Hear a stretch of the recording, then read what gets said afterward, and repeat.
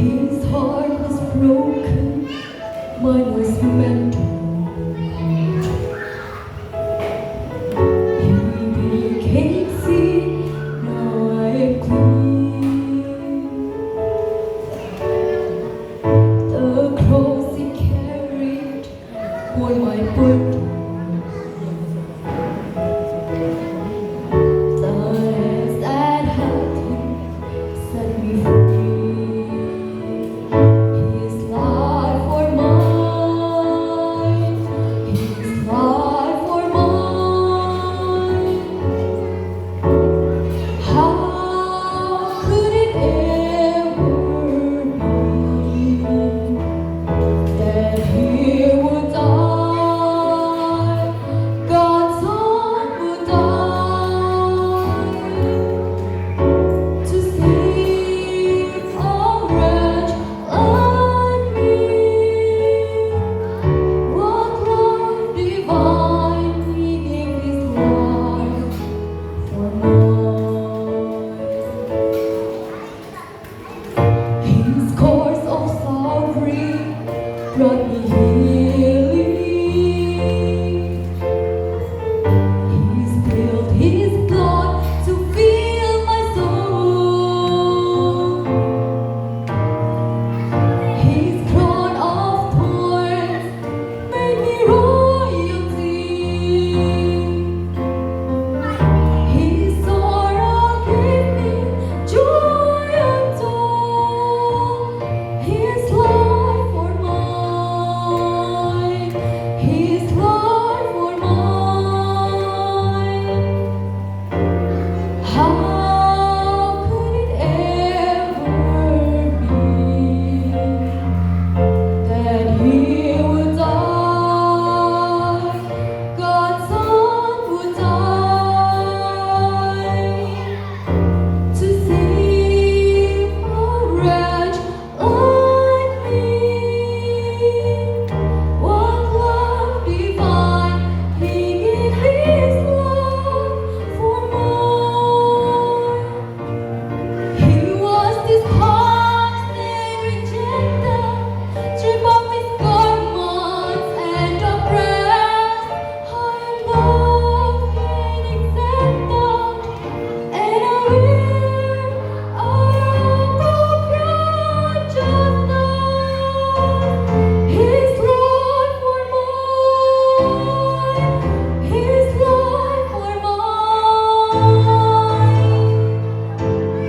How could it ever be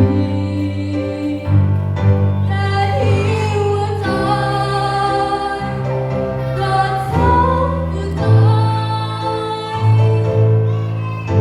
to save a wretch like me,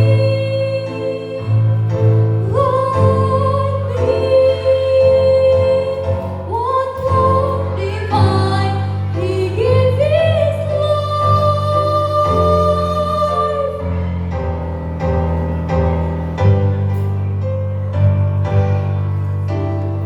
for mine.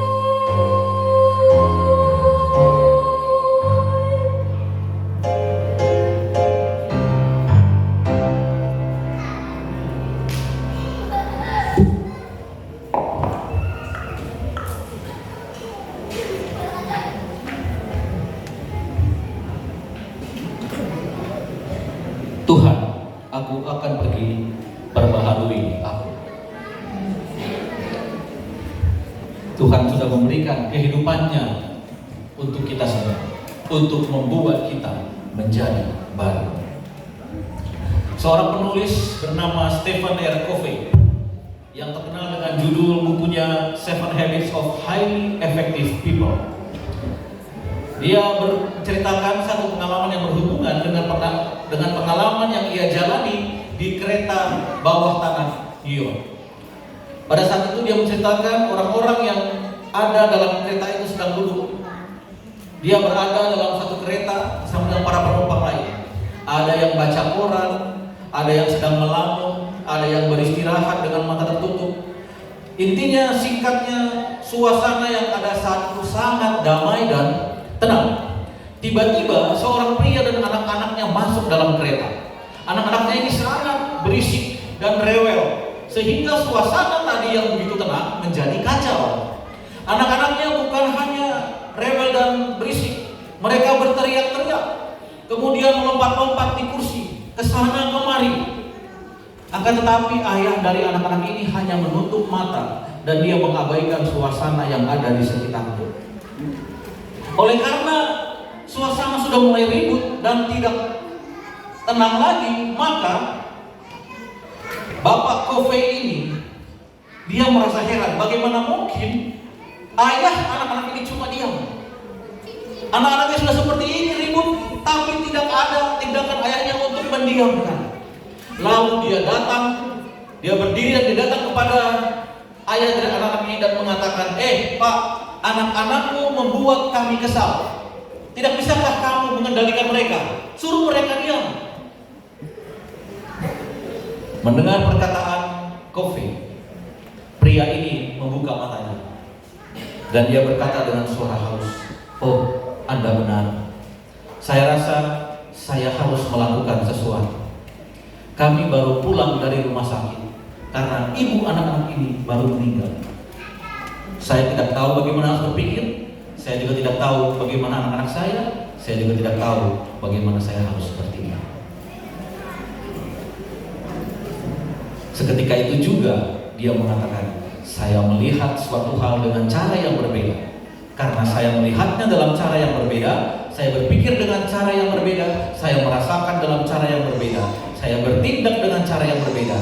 Rasa kesal saya pun surut."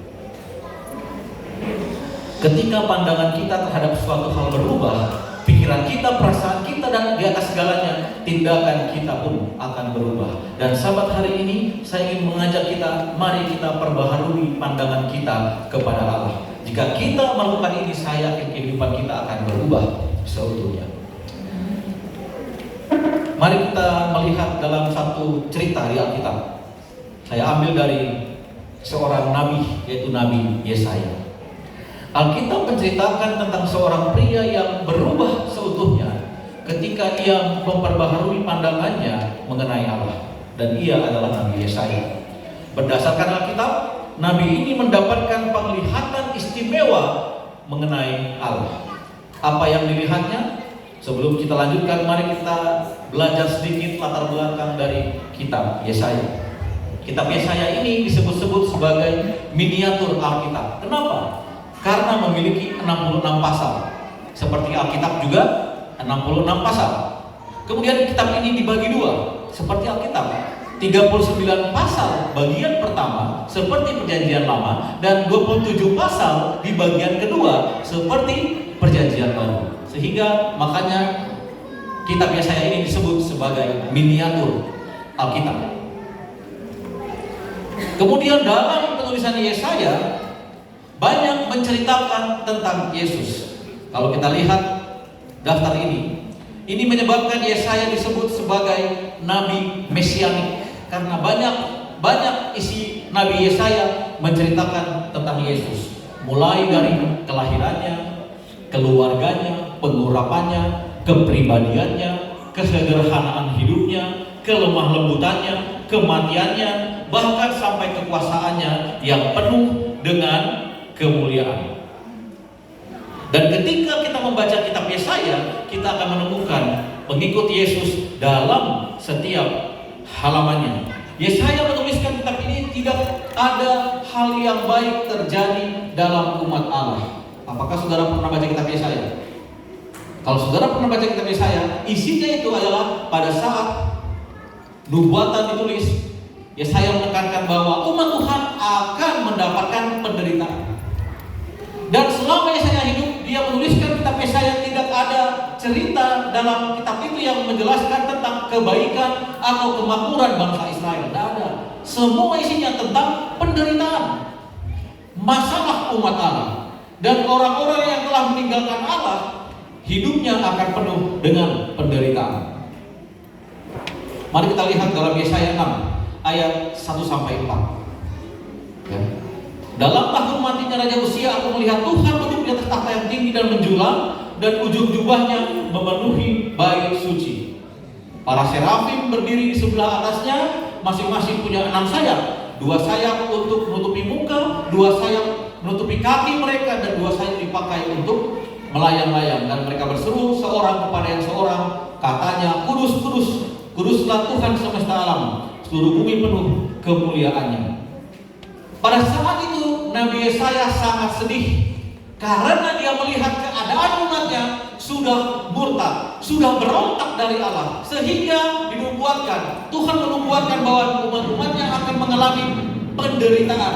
Itulah sebabnya dalam kegalauannya, dalam pergumulan Yesaya, dia datang ke bait Allah dan menyampaikan segala masalah yang dialami oleh umatnya. Namun dalam pertemuannya dengan Tuhan dalam bait Allah, Yesaya mendapatkan penglihatan mengenai Allah.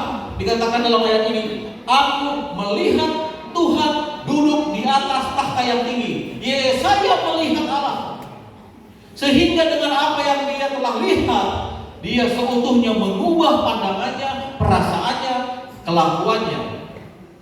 Apa yang Allah perlihatkan sebenarnya? Kalau kita lihat dalam ayat ini, Tuhan duduk di atas tahta yang tinggi, menjulang. Kemudian dia juga melihat ada malaikat serafim, ada 6 sayap di situ. Dan artinya yang saya lihat pada saat dia di bait Allah adalah kemuliaan tahta surgawi bersama dengan isinya.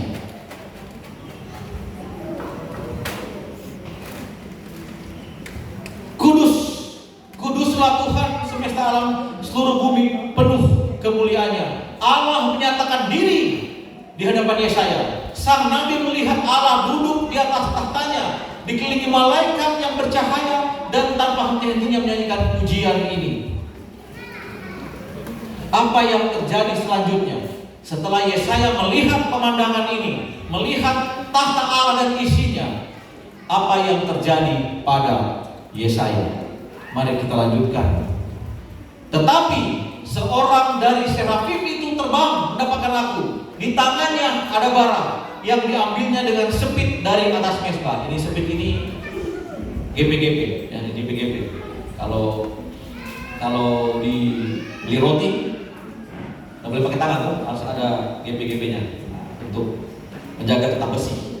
Nah, seorang malaikat datang membawa bara dengan sepit itu dari atas mesbah, kemudian menyentuh ke mulutku atau Yesaya, serta berkata, lihat, ini telah menyentuh bibirmu karena kesalahanmu telah dihapus dan dosamu telah diampuni.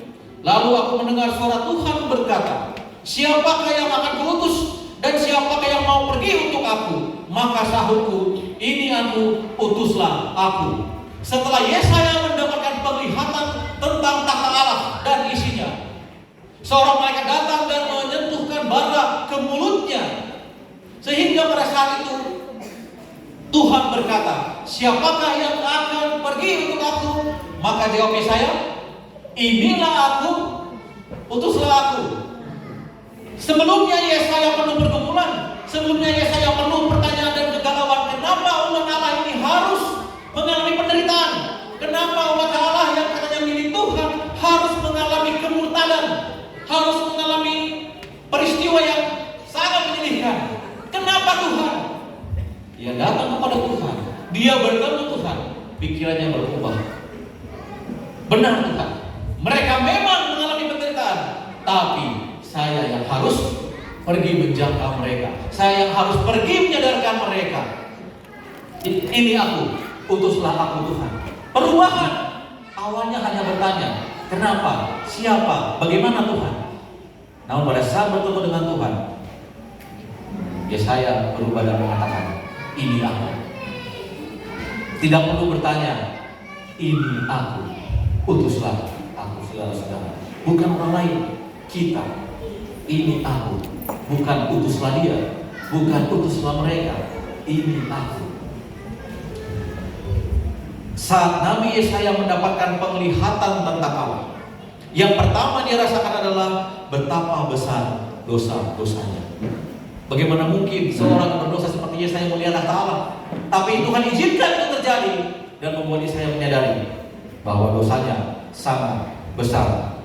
Jika kita membaca pasal 5 mulai ayat 8 sampai 30 dalam buku Yesaya, kita akan mendapati bahwa Nabi Yesaya menyampaikan segala dosa-dosa dari bangsanya. Ya.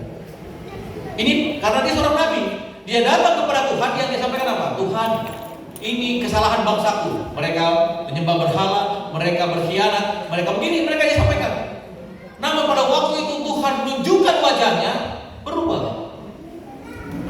Yesaya berubah. Dia tidak lagi menunjuk dosa-dosa bangsanya, dia mulai melihat dosa diri sendiri. Dia menyadari bahwa bibirnya najis dan kehidupannya penuh dosa. Seringkali kita juga bisa melihat kesalahan orang lain. Sangat hebat kita melihat kesalahan orang lain dan kadang-kadang berdoa, Tuhan, kenapa kita punya teman dia suka bohong? Tuhan, kenapa kita punya teman dia pemalas? Kenapa dia selalu? Kenapa orang lain?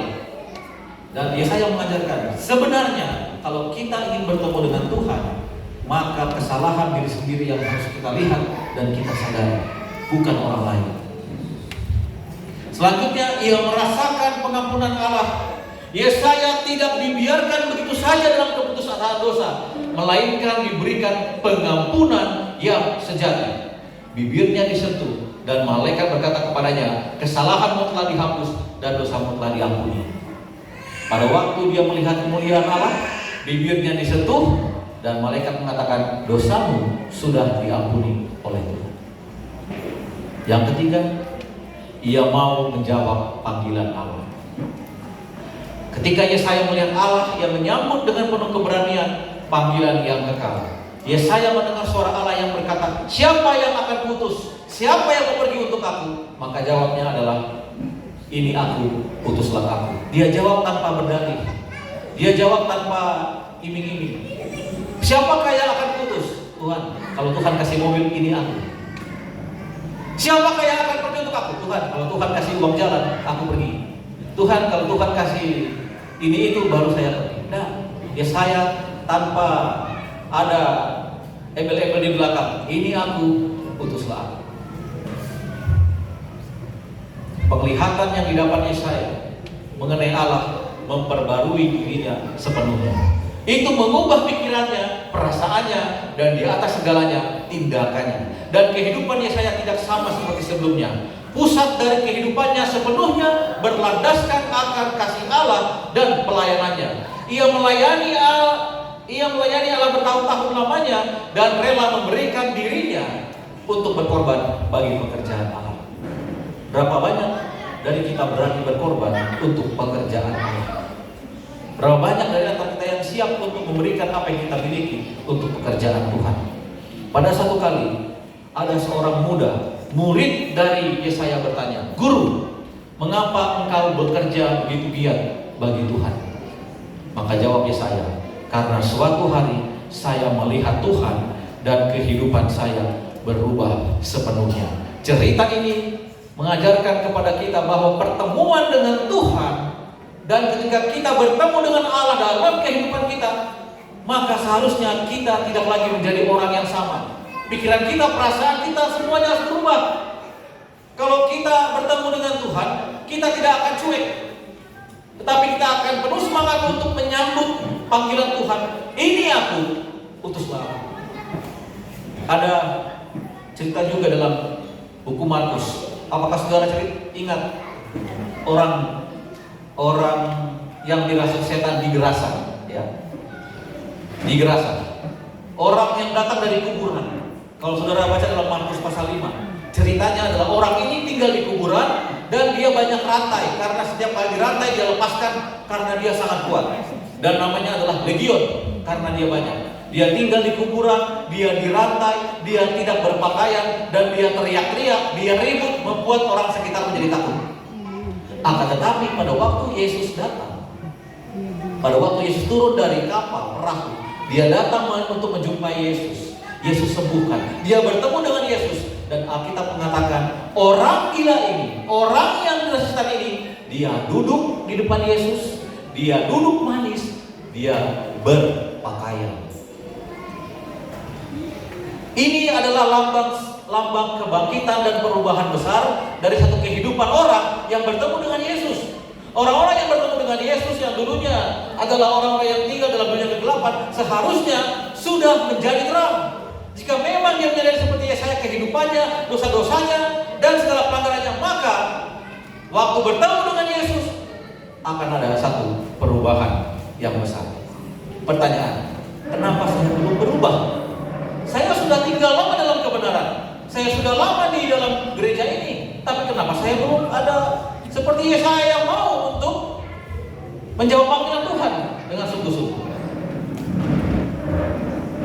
Mari kita lihat gambar ini. Ini adalah gambar tata surya kita. Ada matahari dan planet-planet yang ada di sekelilingnya. Berdasarkan astronom, ya, dan penelitian luar angkasa. Berapa lama bumi mengelilingi matahari?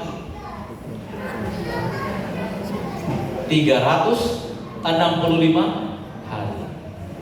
Apakah saudara tahu berapa banyak waktu yang dibutuhkan Merkurius untuk mengelilingi matahari? Merkurius yang paling depan, yang Merkuri. Tahu berapa lama? 80 hari.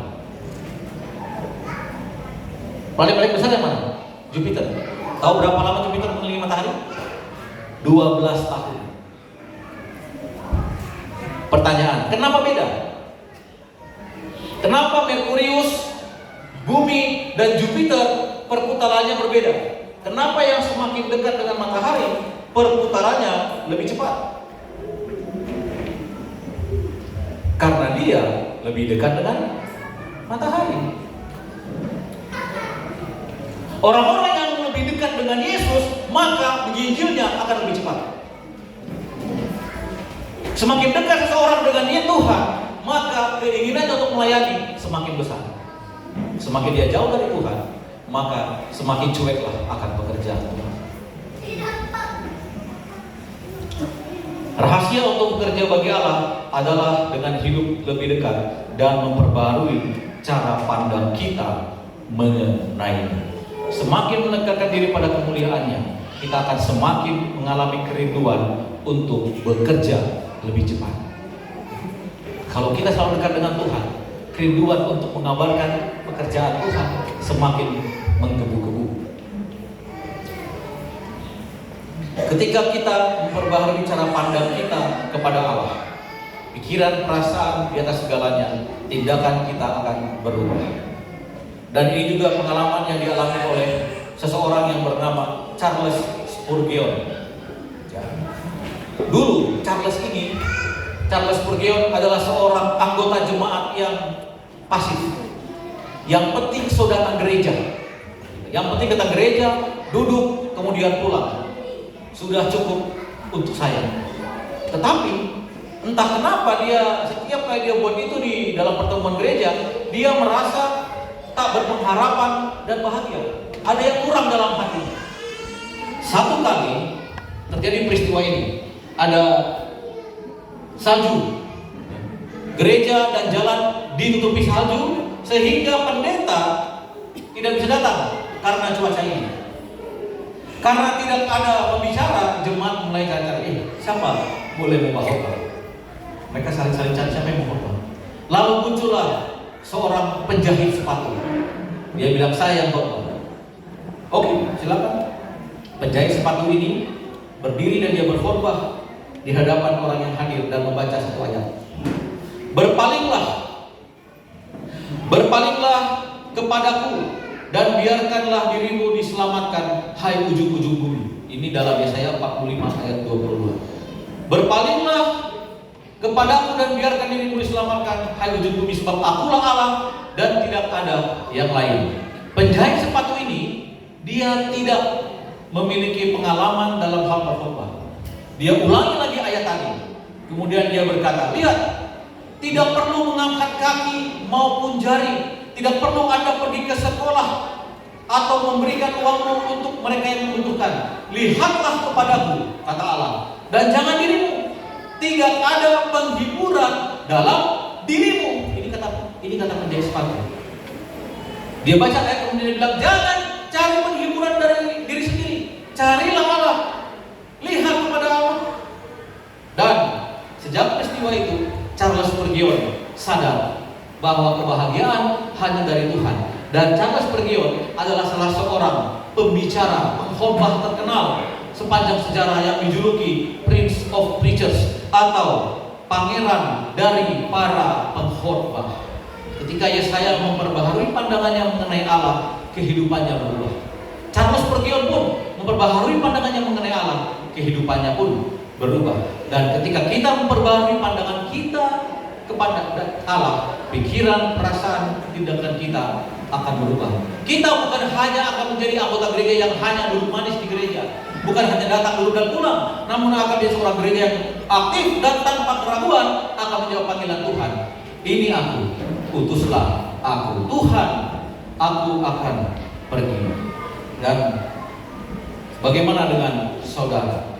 Saya mohon izin, saya akan putarkan satu video sebagai kesimpulan dan penutup dari khotbah siang hari ini, bahwa banyak orang-orang yang sudah diperbaharui dan mereka dapat menjadi seorang yang baru di hadapan Tuhan.